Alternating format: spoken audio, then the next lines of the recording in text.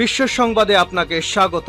শুরুতেই জানাবো হাতে পাওয়া সর্বশেষ আন্তর্জাতিক সংবাদের শিরোনাম, পরে বিস্তারিত। ইসরায়েল ফিলিস্তিন পুরোদমে যুদ্ধ চলছে, আর জানিয়ে দেব আমাদের হাতে থাকা সর্বশেষ আন্তর্জাতিক আপডেট সংবাদ। হামাসের দাবি মানবে না ইসরায়েল, বললেন নেতানিয়াহু। এরপর জানাবো তুরস্ক বাণিজ্য বন্ধ করার চরম বিপাকে ইসরায়েল। আরও রয়েছে শিক্ষার্থী বিক্ষোভে বাম ডান দুই দিক দিয়েই বিপদে বাইডেন। সর্বশেষ থাকবে যুক্তরাষ্ট্রে থামছে না শিক্ষার্থীদের বিক্ষোভ, ছড়িয়ে পড়েছে দেশে দেশে। হামাসের দাবি মানবে না ইসরায়েল, বলছেন নেতানিয়াহু। ফিলিস্তিনি মুক্তিকামী সংগঠন হামাস ইসরায়েল যুদ্ধবিরতির চুক্তির প্রস্তাব মানবে না। এ দাবি ওঠার পর সংগঠনটির প্রস্তাবও মেনে নেওয়া হবে না বলে জানিয়েছেন ইসরায়েলের প্রধানমন্ত্রী বেনিয়ামিন নেতানিয়াহু। তিনি বলেছেন, গাজায় যুদ্ধ বন্ধে ইসরায়েলের কাছে হামাসের দাবি মেনে নেওয়া হবে না। হামাসের হাতে জিম্মিদের মুক্তির বিনিময়ে ইসরায়েলের গাজা আক্রমণে বিরতি দিতে মিশরের কায়রো আলোচনা চলছে। ঠিক এই সময় নেতানিয়াহু এমন কথা বললেন। রবিবার এক প্রতিবেদনে এই তথ্য জানিয়েছে সংবাদ মাধ্যম বিবিসি। প্রতিবেদনে বলা হয়েছে, একদিকে হামাস জোর দিয়ে বলেছে যুদ্ধবিরতি স্থায়ী হবে কিনা সেটি হলো মূল স্টিকিং পয়েন্ট। অন্যদিকে নেতানিয়াহু বলছেন, প্রস্তাবিত চুক্তি অনুযায়ী গাজার নিয়ন্ত্রণ হামাসের কাছে থাকবে, এটি ইসরায়েলের জন্য হুমকি হয়ে দাঁড়াবে। শনিবার কায়রোতে কাতার, মিশর ও যুক্তরাষ্ট্রের মধ্যস্থতাকারীরা হামাসের প্রতিনিধি দলের সঙ্গে বৈঠক করেন। এ সময় তারা হামাসের কাছে যুদ্ধবিরতি প্রস্তাবের প্রতিক্রিয়া শোনেন। প্রস্তাবে 40 দিনের যুদ্ধবিরতি এবং ফিলিস্তিনি বন্দীদের মুক্তির বিনিময়ে জিম্মিদের ছেড়ে দেওয়ার কথা বলা হয়। হামাস নেতা ইসমাইল হানিয়ার একজন উপদেষ্টা বলেছেন, তাদের সংগঠন সম্পূর্ণ গুরুত্ব সহকারে সর্বশেষ প্রস্তাবটি দেখছে। যে কোনো চুক্তিতে স্পষ্টভাবে গাজা থেকে ইসরায়েলি সেনা প্রত্যাহার ও যুদ্ধের সম্পূর্ণ সমাপ্তি অন্তর্ভুক্ত থাকতে হবে। রবিবার নেতানিয়াহু এক বক্তব্যে বলেন, আমরা এমন পরিস্থিতিতে মেনে নিতে প্রস্তুত নই যেখানে হামাস ব্যাটালিয়নগুলো নিজেদের বাংকার থেকে বেরিয়ে আসে ও আবার গাজা নিয়ন্ত্রণ নেয়, তাদের সামরিক অবকাঠামো পুনর্নির্মাণ করে ও আশেপাশে ইসরায়েলের নাগরিকদের হুমকি হয়ে ওঠে। ইসরায়েল হামাসের দাবিতে রাজি হবে না। তুরস্ক বাণিজ্য বন্ধ করার চরম বিপাকে ইসরায়েল। গাজা যুদ্ধের জেরে ইসরায়েলের সঙ্গে সব ধরনের বাণিজ্য বন্ধ রাখার সিদ্ধান্ত নিয়েছে তুরস্ক। গত 2 মে থেকে সিদ্ধান্ত কার্যকর করেছে দেশটি। যতদিন পর্যন্ত গাজা ইসরায়েলি বর্বরতা বন্ধ না হবে ততদিন এই সিদ্ধান্ত বহাল থাকবে বলে জানিয়েছে তুর্কি কর্তৃপক্ষ।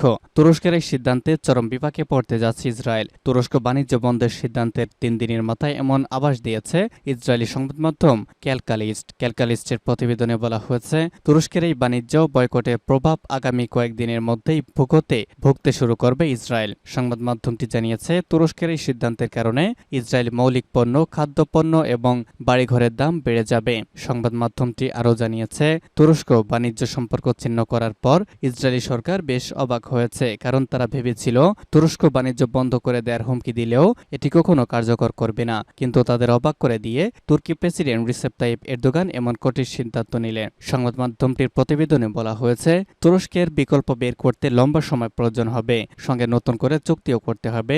এমনকি বিকল্প কোনো দেশের সঙ্গে চুক্তি করলেও পণ্যের দাম বেশি থাকবে। পণ্যের মূল্য বৃদ্ধির এই ভার সাধারণ ইসরায়েলিদের বহন করতে হবে, যারা যুদ্ধের কারণে ইতিমধ্যেই আগের তুলনায় বেশি দাম দিয়ে নিত্য প্রয়োজনীয় পণ্য কিনছেন। তুরস্কের বাণিজ্য নিষেধাজ্ঞার সবচেয়ে বড় প্রভাব পড়বে ইসরায়েলি নির্মাণ শিল্পের ওপর, সঙ্গে অটোমোবাইল খাতেও এটির প্রভাব পড়বে।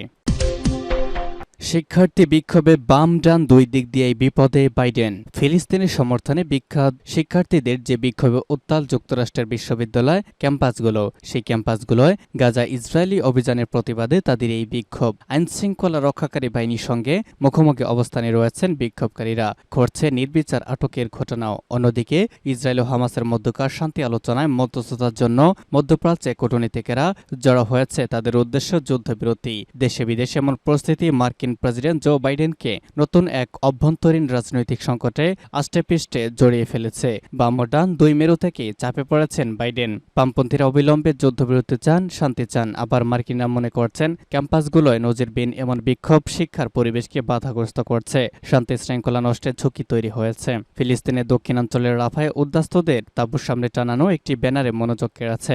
যুক্তরাষ্ট্র জুড়ে চলমান ছাত্র শিক্ষক বা বিক্ষোভের বিষয়টি ফুটে উঠেছে। তাতে লেখা রয়েছে, কলাম্বিয়ার শিক্ষার্থীদের ধন্যবাদ। অনেক তাঁবুর সামনে যুক্তরাষ্ট্রের বিক্ষোভকারীদের কৃতজ্ঞতা ও সংহতি জানিয়ে ব্যানার টানানো হয়েছে।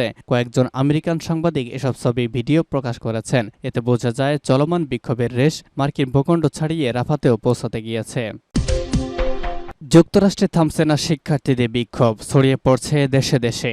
যুক্তরাষ্ট্রে থামছে না ফিলিস্তিনিপন্থী বিক্ষোভকারীদের বিক্ষোভ। এবার মিশিগান বিশ্ববিদ্যালয়ের স্নাতক সমাপনী অনুষ্ঠানে বিক্ষোভ প্রদর্শন করেছে শিক্ষার্থীরা। অ্যান আবরার স্টেডিয়ামে আয়োজিত অনুষ্ঠানে মঞ্চের সামনে বিক্ষোভ করেছেন ফিলিস্তিনপন্থীরা। অনুষ্ঠানে কয়েক ডজন শিক্ষার্থী মাথায় ঐতিহ্যবাহী কেফিয়ে আর স্নাতক টুপি পরে প্ল্যাকার্ড ও ফিলিস্তিনি পতাকা হাতে মঞ্চের সামনে দিয়ে হেঁটে যান। এ সময় দর্শকেরা বিক্ষোভকারীদের সমর্থন দিতে দেখা যায়। ক্যাম্পাস পুলিশ বিক্ষোভকারীদের ঘিরে ফেলে স্টেডিয়ামের পেছনের অংশ নিয়ে যায়। অন্যদিকে ভার্জিনিয়া বিশ্ববিদ্যালয়ে পুলিশের সঙ্গে ধস্তাধস্তি হয়েছে বিক্ষোভরত শিক্ষার্থীদের। সামাজিক যোগাযোগ মাধ্যমে বিক্ষোভকারীদের পোস্ট করা একটি ভিডিওতে দেখা যায় বিক্ষোভকারীদেরকে লন্ডনের উপর দিয়ে টেনে নিয়ে যাচ্ছে পুলিশ। এর আগে কলাম্বিয়া বিশ্ববিদ্যালয়ের শিক্ষার্থীদের উপর গুলি চালিয়েছে পুলিশ, যদিও ঘটনাকে দুর্ঘটনাবশত বলছে পুলিশ।